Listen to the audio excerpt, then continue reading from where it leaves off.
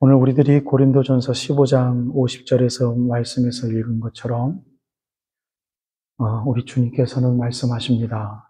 우리는 반드시 다시 삽니다. 아직 죽음을 우리들은 경험해 보지 못했기 때문에 다시 산다라는 것이 우리들에게 산 순간순간 속에서 느껴지고 감사의 제목으로 와닿기는 너무나도 힘이 들지만, 그렇게 우리가 좀 늘 일부러라도 조금이라도 쉴 수 있는 시간에 그런 생각의 훈련을 좀 하기를, 여러분들이 꼭 그렇게 좀 생각을 좀 훈련을 하시기를 축복합니다. 영원한 생명을 위한 부활이 우리들에게 왜 중요하다라고 성경 말씀은 가르치고 있고, 그 부활이 없다면 심지어 고린도전서 15장 앞절에 보면 우리들의 믿음이 헛된 것이다 라고까지 이야기를 할까요? 부활이 없으면 다시 사는 그 소망이 사실적이고 현실적인 것이 아니라면 우리들의 믿음 생활하는 모든 것들이 다 헛된 것이다 라고 이야기를 할 만큼 이 부활이 왜 이렇게 중요할까요?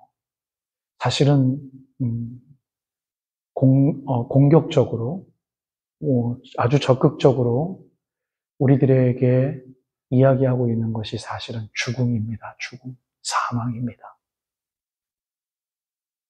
현재 우리들의 현실 속에서 이 사망, 죽는다라는 이 엄청난 이 우리들의 이 종착지가, 인생의 종착지가 없다면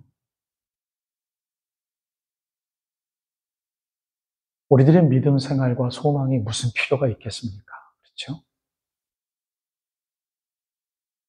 더 이상 믿음이 필요가 없고 소망이 필요 없죠.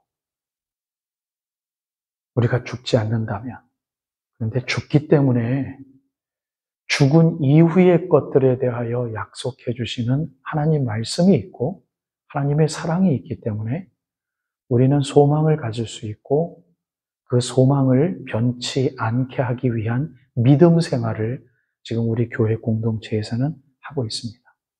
그래서 현실적인 감각으로 생각을 한다면 우리들에게 이익을 주는, 돈이 우리들에게 이익을 주지 않습니까? 행복을 주고 돈이 있으면 든든하지 않습니까?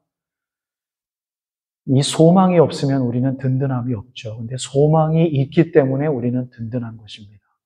그런데 이 소망을 키우고 계속 깊이 나가고 이 소망이 사그러들지 아니하도록 하는 것이 사실은 현재 우리들의 믿음 생활이죠. 그래서 믿음의 사실은 정체성은 이 현실에 있는 것이 아니라 죽은 다음의 세상을 우리가 두려워하고 또 믿기 위해서 우리는 훈련하고 있는 것입니다. 죽음이 없다든지 아니면 부활이 없다면 우리들은 이렇게 피곤하게 신앙생활을 할 필요 없죠. 왜 교회를 사랑해야 되고 주일 예배에 빠지지 않기 위해서 노력해야 되는 것이 하나님 앞에 올바른 감사의 훈련이고, 이 얼마나 다 피곤하고 얼마나 수고롭습니까? 다 필요가 없어지죠. 그런데 우리가 죽기 때문에, 그리고 죽은 다음에 뭔가가 있다라는 것이 우리들에게 뭔가 주어지는, 우리들의 생각을 막 이렇게 하게 하는 하나님의 은혜이기 때문에 우리들의 믿음이 그만큼 중요한 것입니다.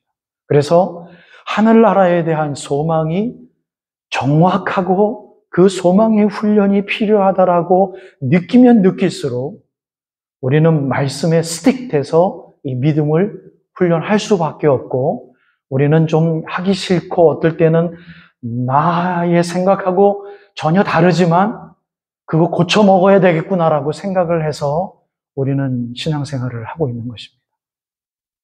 그게 수고죠. 그게 수고로움이고 피곤함이죠.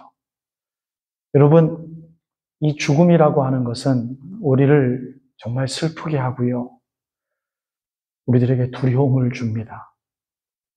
죽지 않는 사람이 한 사람도 이 세상에는 없어 왔고 지금도 현재 없기 때문에 이 사망이, 이 죽음이 무엇인지는 잘 모르지만 이 죽음을 연구한 철학자들이 많지 않습니까? 철학하는 사람들의 가장 공통적인 하나의 기준 잣대가 있다면 해결하려고 하는 우리들의 영원한 생명이고 죽음이에요. 죽음. 죽음이 도대체 뭐냐? 이게 인생을 연구하는 철학자들의 숙제입니다. 네, 변증론이고 유물사관이고 또 우리들의 기독교 사관도 마찬가지죠. 이 죽음을 연구하는 거죠. 죽음. 죽음이 무엇이냐라는 데피니션을 그들이 남대로 매기고 그것을 풀어주는 그 생각을 훈련하는 그 학문이 바로 철학이지요. 철학. 바로 이 죽음, 참 무섭고 두려운 것입니다. 근데, 여러분 한번 조금만 더 깊이 있게 생각해 보면 우리는 죽음을 사실은 경험해 보지 못하고 부활을 준비하는 중간 상태로 아마 들어갈 것입니다. 제가 조금 전에 말씀드린 걸 다시 한번 말씀드릴게요. 우리는 사실은 죽음을 경험해 보지 못하고 부활을 준비하기 위해서 중간 상태로 들어갑니다. 중간 상태로 들어간다라는 이야기는 예수님이 심판하시기 위하여 이 땅에 오셔서 우리 모든 역사 속에 살았던 모든 인간들을 다 부활시키는 그 순간, 그때 살고 있었던 사람들은 죽음이 없었기 때문에 부활을 경험하지 못한 채 아마 하나님 앞에 서서 심판을 받을 것이고요. 죽었던 모든 사람들은 이제 다 부활합니다. 그렇죠? 근데 그 이전까지 지금 상태죠. 죽은 사람들이 있는 상태. 영원한 심판을 받기 위해 어딘가에 우리는 잘 모르지만 있을 성도들이 아닌 사람들의 중간 상태. 신실하게 하나님을 섬기기 위해서 하나님 앞에서의 삶을 살았던 믿었던 사람들이 부활하기 이전에 어느 곳인가 가서 하나님과 동거한다라고 하나님이 함께 하신다라고 하셨으니 있는 그 상태, 이거를 신학적으로 신학자들이 그냥 중간 상태라고 이야기를 합니다. 그 중간 상태에 우리는 이제 들어가는 순간이 죽음 바로 이후이에요. 숨을 못 쉬고 들숨이 날숨으로 하지 못할 때 우리는 죽는 거 아닙니까? 날숨을 하고 들숨을 하지 못할 때 우리는 죽는 순간이지 않습니까? 그러면 우리들의 몸은 싸늘하게 식어가고 우리들의 영은 어디론가 가는 게 중간 상태란 말입니다. 그런데 제가 죽음을 경험해 보지 못한 상태로 부활을 준비하기 위하여 중간 상태로 갑니다라고 표현한 것은 부활을 준비하기 위하여 이해하셨죠? 중간 상태를 말씀드렸기 때문에 이해하셨죠? 그러면 죽음을 경험해 보지 못한다는 것은 무엇인가? 여러분, 어느 누구도 난 죽어봤어 라는 말 못하잖아요. 죽기 직전까지의 고통은 우리가 다 경험하지만 그 죽음의 상태가 어떤 것인지 누구에게 나 죽어보니까 이렇더라 얘기하는 사람은 한 명도 없잖아요.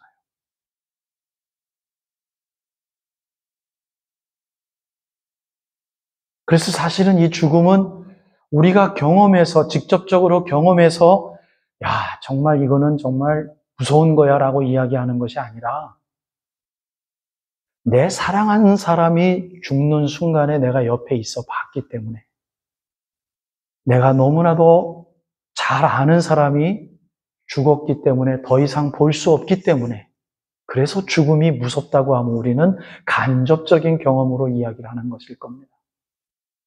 내가 죽어봤기 때문에 그거 진짜 무서운 거야 라고 이야기를 하는 순간 그분은 중간 상태로 돌아가 있기 때문에 더 이상 증언할 수가 없어요.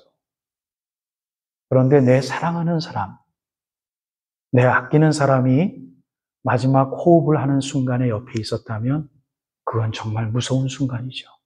간접적으로 내가 알고 있는 것이죠. 그렇기 때문에 어떤 의미에서는 여러분 잘 따라와 보십시오. 내가 죽음을 경험해 보는 순간이 내가 있다면 차라리 덜 무서울 것 같아요. 나는 죽음은 끝나니까. 죽음의 두려움을, 나의 죽음을 내가 무서워하고 두려워하고 느낄 만한 순간이 없잖아요. 죽는 순간 나는 영원히 하나님을 만나러 가니까. 죽음이란 상태가 나에게 존재하는 순간이 없지 않습니까? 그렇죠? 그런데 죽는 사람을 내가 떠내보나 드리는 그 순간이 나에게 너무나 아프기 때문에 죽음은 너무나 아픈 겁니다. 차라리 내가 죽으면 나는 곧바로 하나님 나라에 가니까 그만인데, 여러분, 내가 죽으면 우리의 자녀들의 마음은 얼마나 찢어지고 얼마나 아프겠습니까? 그래서 죽음은 나에게 아픈 것이 아니라 나의 죽음은 내 죽음 때문에 슬퍼할 내 자녀들이 아파하는 거죠. 그래서 죽음은 사실은 내가 아픈 것이 아니라 사랑하는 사람을 아프게 합니다. 이게 사단의 권세입니다. 사랑하는 사람이 있기 때문에 아파요. 여러분, 관계없는 사람이 죽었다고 해서 눈물이 나옵니까? 눈물 하나도 안 나와요. 근데 좀 관계가 있고 심지어 내가 좀 사랑했던 사람이 죽었다는 소식 들어보십시오. 여러분, 얼마나 아픈지 몰라요. 사람을 아프게 하는 이 죽음, 내가 경험해봐서가 아니라 남의 죽음을 통하여 내가 아파하는 것.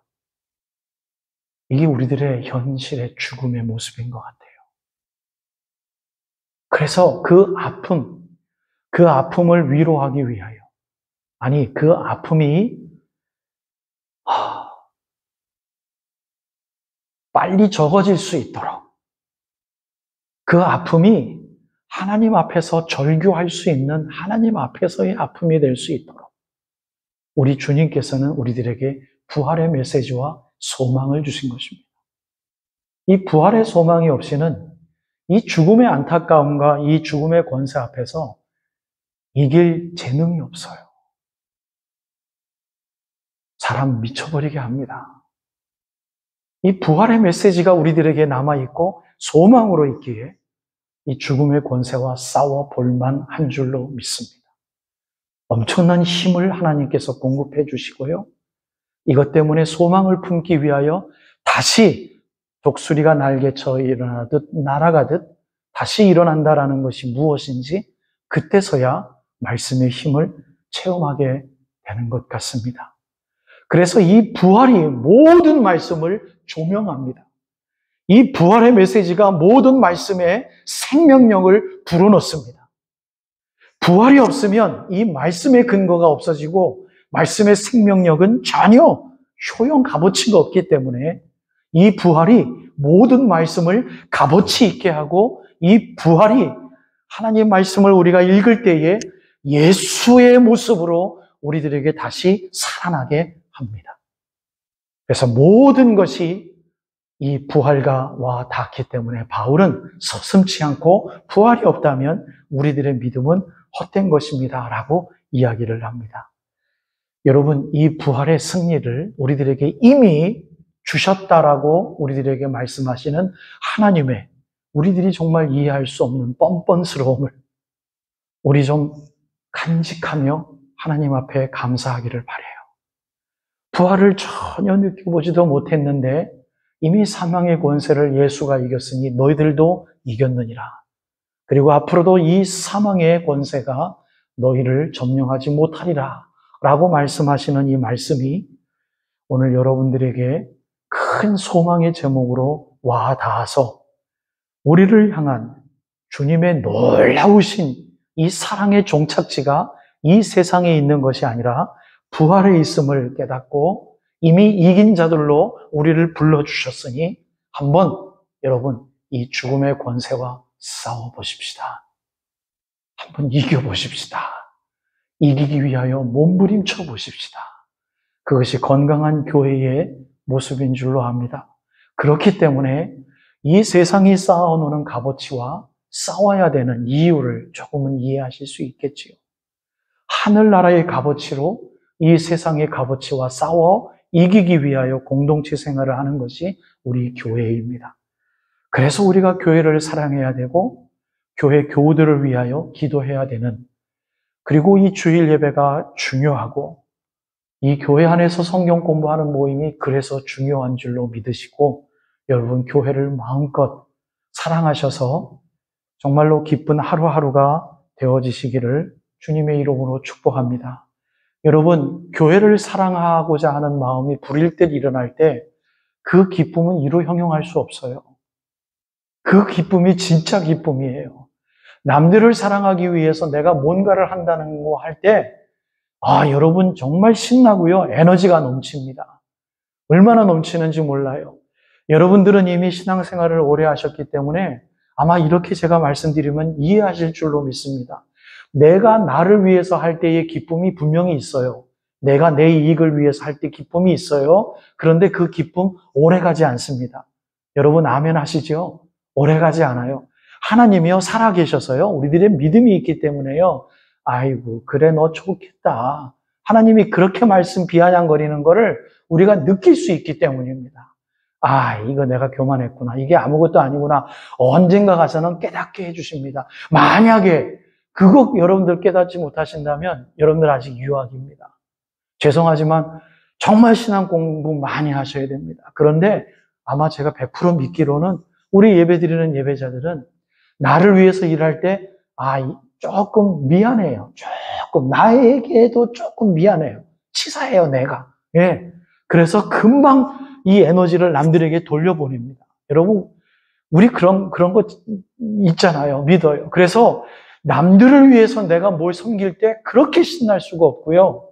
그게 수고로움인 줄 알면서도 지치지만 또 하게 되는 게 남들을 위해서 하게 됩니다. 여러분 그런 기쁨이 여러분들에게 회복되어졌으면 좋겠어요. 그래야 목사인 저도 힘이 나고 우리 교회도 으쌰으쌰 할 수 있고요. 힘이 납니다.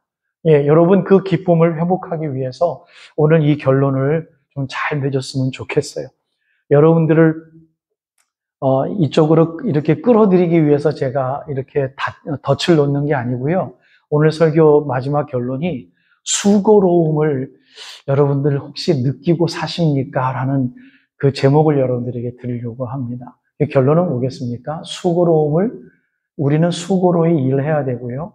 수고로움을 느껴야 되고요. 만약에 못 느낀다면 그게 잘못이 있다라는 이야기를 하려고 하는 것이죠. 여러분 이제 설교의 결론을 여러분들에게 드리기 위해서 좀 중간에 있는 귀한 부분들을 몇 가지 말씀을 드리기를 원합니다.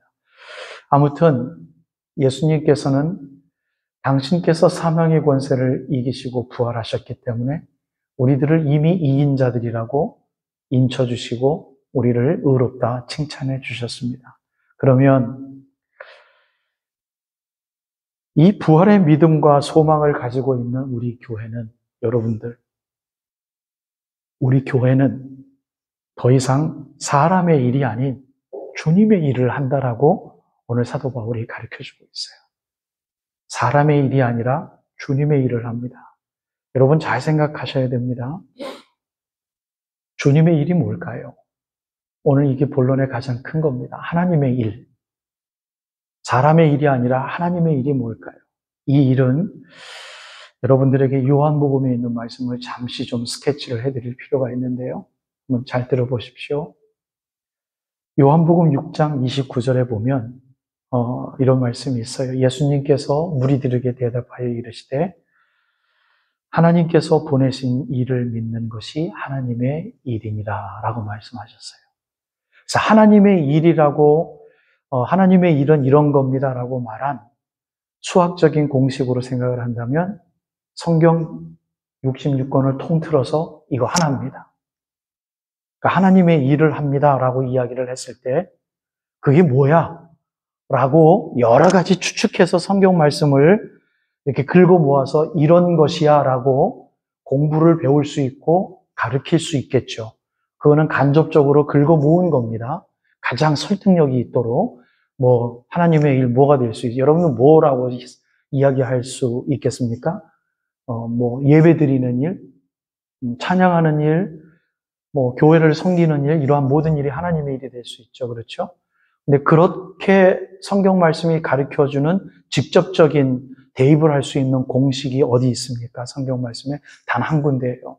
요한복음 6장 29절. 많은 사람들이 하나님의 일은 무엇입니까? 우리가 무슨 일을 해야 됩니까? 라고 물어봤어요. 그때 예수님께서 주저치 아니하시고 하나님이 보내시는 일을 믿는 것이 하나님의 일이니라 라고 했어요. 그러니 예수 그리스도를 믿는 게 하나님의 일인 거예요. 사실은 더 어려워지는 거죠. 그럼 믿는 게 뭐예요? 라는 게 되는 것이죠. 예수님 믿는 게 무엇입니까? 예수님 믿는 게. 여러분, 요한복음 6장의 이 말씀의 컨텍스트는 이렇습니다.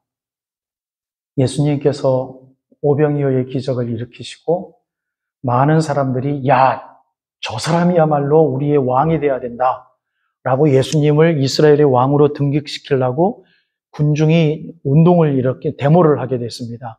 그때 예수님께서 제자들을 먼저 다른 데로 보내시고 예수님께서 그 무리를 진정시키셨습니다. 그리고 예수님께서 기도하시기 위하여 어디론가 가셨어요.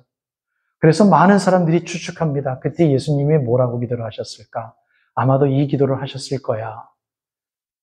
많은 목사님들이 설교하는 내용 중에 하나가 뭐냐면, 아버지, 저 사람들이 나를 왕으로 뭘 이렇게 지금 등극시키려 하니까 기분이 좋네요. 여러분, 기분 안 좋을 사람이 어디 있습니까? 당신이 왕입니다. 다 칭찬해주고 막 포디움에 몰려서 와! 막 이렇게 하는데 기분 안 좋을 사람이 어디 있겠어요? 예수님이 그러한 경험을 몇 번 하셨잖아요, 많이. 그러니까 아직은 때가 아니니라 라고 자기가 너무 힘이 드니까 제자들을 물리치고 그 군중들도 다 진정시킨 다음에 혼자 뭐라고 기도했겠어요? 아버지, 아버지의 뜻을 내가 이루도록 하여 주시옵소서. 아직은 때가 아닌데 야, 이 인간적인 이 흥분이 참 큽니다. 하나님, 내가 이걸 이겨낼 수 있도록 아버지 아들답게 내가 이 사명 잘 감당할 수 있도록 도와주세요. 아마 그 기도를 하셨을 거다라고 이야기를 합니다. 어쨌거나 예수님이 그 밤을 새신 다음에 어느 곳에 왔을 때 예수님을 찾는 무리들이, 그 흩어진 무리들이 다 집으로 갔는지 아니면 또 모였는지 모르겠어요. 수많은 무리들이 예수님을 다시 발견해서 다시 몰려들었어요. 그때 예수님과 제자들과 또 예수님과 무리들과 대화의 내용들이 요한복음 6장 뒤에 계속해서 나오는 내용들이에요. 예수님, 이 무리들이 또 많이 모였네요. 그랬더니 예수님이 제자들에게 뭐라 그랬냐면요. 이들은 모인 이유가 있다. 내가 예수, 하나님의 아들인 것 때문에 모인 게 아니라 내가 바로 어저께 이들에게 기적을 일으켜줬기 때문에 그 기적이 필요해서 나를 왕으로 모셔드리기 위해서 이 사람 다시 모여든 거야 라고 이야기를 해요. 무슨 뜻입니까? 예수님이 그들을 혼내신 거죠. 예수님을 믿는 일은 무엇입니까? 그냥 예수님이 하나님의 아들이기 때문에 따라오는 그 믿음을 원하시는 거예요. 그게 뭔지 아는 게 참 어려운 거잖아요. 그게 뭐예요? 그래서 예수님한테 물어봤더니 그럼 하나님의 일이 뭡니까? 라고 물어봤더니 예수님이 그렇게 대답하신 거잖아요. 하나님 아들을 보내신 즉 나를 믿는 게 그게 하나님의 일이야 라고 예수님께서 비꼬사 말씀하신 거예요. 너희들이 지금 모여든 거는 나 자체를 경배하기 위해서 모여든 게 아니고 내가 너희들의 필요를 채워주고 기가 막힌 일들을 하기 때문에 너희들이 모여든 건데 그거는 나를 믿는 것과 아무런 상관이 없는 것이다 라고 이야기를 하는 거예요.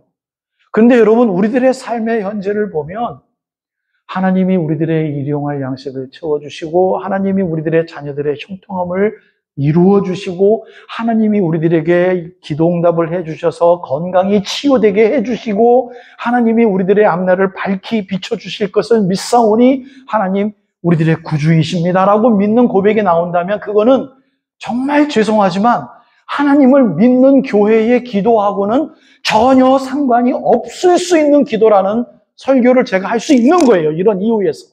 여러분들 이해하실 수 있겠어요? 하나님을 믿는 일은 예수 그리스도께서 하신 일, 하나님이 하신 일과 상관없이 그냥 하나님이기 때문에, 우리를 구원해 주신 주님이시기 때문에, 그래서 믿고 따라가는 일, 더 어렵다. 이 신비로운 길 내가 어떻게 따라갈까? 세상의 가치관과 전혀 관계가 없는 이 믿음, 내가 이 믿음에 경성케 할꼬, 이거 따라가는 게 하나님의 일이고 주님의 일인 것입니다. 그러니 그것을 가르쳐 주는 것이 하나님 말씀이잖아요. 그래서 우리가 하나님 말씀을 진정하게 공부를 하는 분들은요, 예수 그리스도를 믿는 일이 무엇입니까? 라고 물어본다면 정확하게 하나님 말씀을 근거로 대답할 수 있습니다. 바로 그것이 저에게서는 여러분들에게 매주 설교드리는 설교의 말씀일 수 있습니다. 여러분, 영생의 소망이 없는 이 세상의 눈으로만 본다면 이 일은요, 우리를 불쌍하게 할 수 있어요. 바울이 얘기한 겁니다. 즐거움이 전혀 없는 것으로 보일 수 있습니다. 바울은 그렇게 얘기합니다.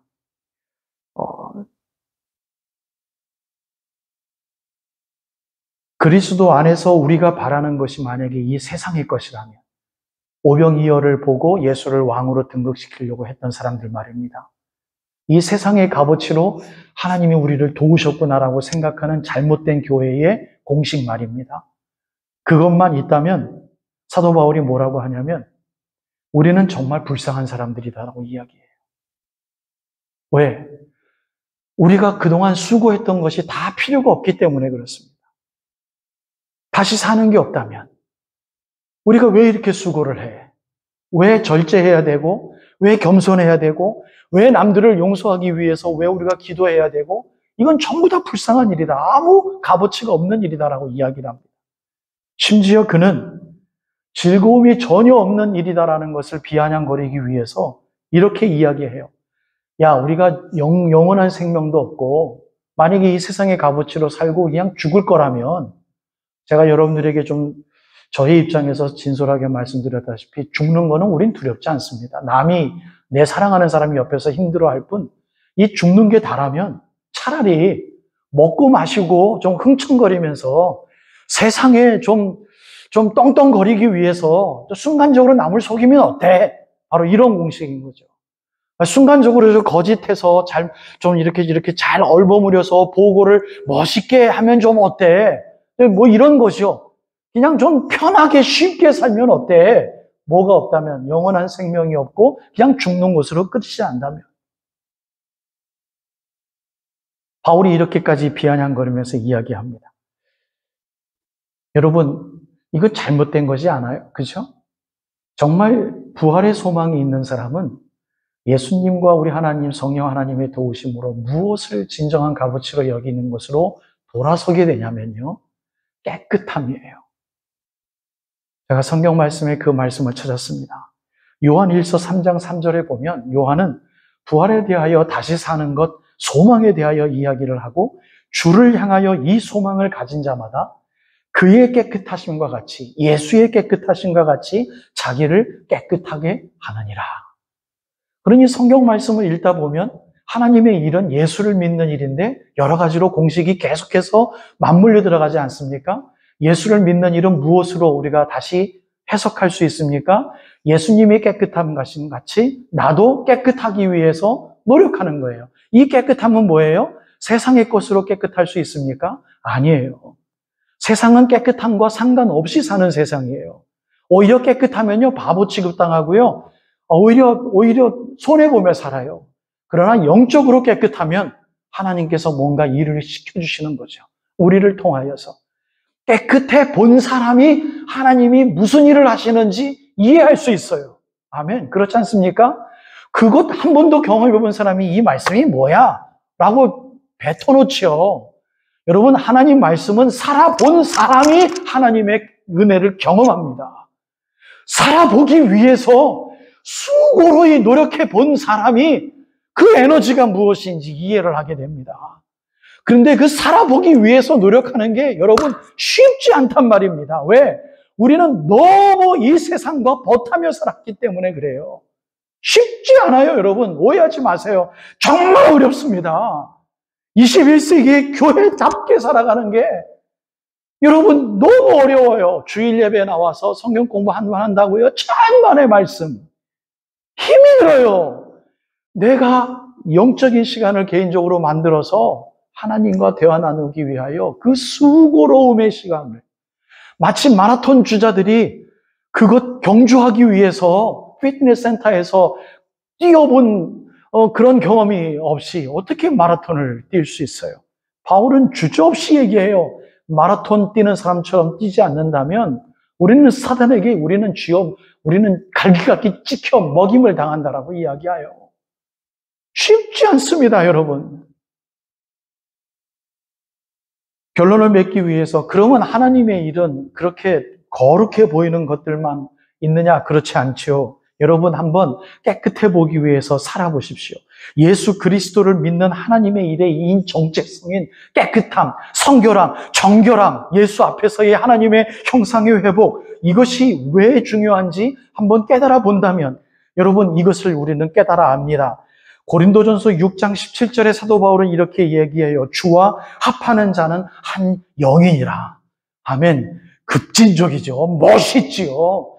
깨끗하기 위해서, 살아보기 위해서 영을 살한 사람들은요, 주와 합한 사람이에요. 한 영이에요, 한 영. 주와 비슷한, 근접하는 영이 아니라 바울은 아주 급진적으로 얘기해요. 예수와 한 영이라고 이야기해요. 그러니 예수처럼 살아가는 사람은요, 똑같이 설거지합니다. 그런데 기뻐요. 똑같이 하루에 15불 벌기 위해서 일을 한다고 칩시다. 일이 기뻐요. 일이 기쁘니 일 동료들이 전부 다 전도의 대상들이 보여지는 거죠. 왜? 기쁨을 주장하시느냐? 하나님이신데 그 15불 받기 위해서 일하는 사람들이 얼마나 거짓말 많이 하고 멸시하고 뒤에서 욕하고 수작을 떨고 합니까? 그런 사람들이 어떻게 해요? 나는 정정당당히 일하고 기쁘게 일하다 보니 그 사람들이 불쌍히 여겨지는 거죠. 근데 기쁘게 여겨지는 부활 예수 그리스도의 정체성이 우리들의 수고로움으로 와닿는 그 훈련이 없다면 여러분, 시간당 15불, 20불, 30불 벌기 위해서 우리는 얼마나 힘듭니까? 얼마나 치사합니까? 여러분, 그런데 예수와 합한 영은 그 일이 하나님의 일이 되는 겁니다. 아멘. 돈 버는 일이 하나님의 일이 되는 거예요. 드라이브하는 일이 하나님의 일이 되는 거예요. 남들과 대화하는 일이 하나님의 일이 되는 거예요. 근데 그 일을 누가 주장합니까? 부활의 예수 그리스도가 주장한단 말입니다. 예수를 올바로 믿는 분들은요, 그 거룩한 것만 주님의 일? 이제 이 정도 수준이 아니에요. 내가 오늘 왜 이렇게 늦게 일어났지? 오늘도 게으르네? 이게 여기서 죄책감이 오는 거예요. 왜? 그게 하나님의 일이기 때문에. 호흡하는 그 한순간의 통치부터가 하나님의 일이기 때문에 여러분, 우리들에게는 감사와 기쁨이 충만한 것입니다. 결론의 말씀을 맺어드립니다. 이 세상은 우리가 이 주님의 일을 향한 이 우리의 수고를 반드시 방해할 것입니다. 그래서 오늘 사도 바울은 그러므로 승리를 주시는 하나님께 감사하노니, 아멘. 제 설교가 오늘 57절에 있었던 것 이제 이해하실 수 있겠지요? 예수 그리스도로 말미암아 우리에게 승리를 주시는 하나님께 감사하노니, 승리를 주시는 하나님께 감사하는 영이 왜 안 기쁠 수가 있겠어요? 그러므로 그 주님과 합한 영을 갖고 있는 사람들은 사랑하는 형제들아, 견실하고 흔들리지 말아라. 항상 이 주의 일, 항상 이 하나님의 일에 뭐라 그럽니까? 그 다음에 더욱 힘쓰는 자들이 되라. 사단이 우리를 방해하기 때문에 더욱 힘쓰는 자들이 되라. 끝이 없는 거죠. 여러분, 이 수고는 사도 바울은 이렇게 표현합니다. 내가 그리스도 예수 우리 주 안에서 가진 바 너희에게 담대한 거 내 자랑 딱 한 가지가 있는데 내가 그거를 내가 대고 이야기를 하노니 나는 날마다 죽노라. 이게 바울에게는 예수를 믿는 일이요, 수고로운 일이요, 이것이 그에게 승리를 갖다 주는 하나님의 질서인 줄로 믿습니다. 여러분, 사랑합니다. 혹시 수고함을 느끼시지 못하셨다면 그 수고 때문에 여러분 오늘 말씀의 경고를 엄중히 받으셔서 수고의 장치를 만드시고 그 수고 때문에 하루하루 지치며 사신다면 여러분 감사하십시오. 정말 잘 살고 계시는 것입니다. 주님의 위로와 평안이 충만하게 축복하고요. 수고할수록 승리하는 것이니까 더욱 힘쓸 수 있도록 여러분 믿는 자들답게 우리들의 언어가 달라지고 우리들의 생각이 바뀌어질 수 있는 우리 교회 되어지길 주님의 이름으로 축복합니다.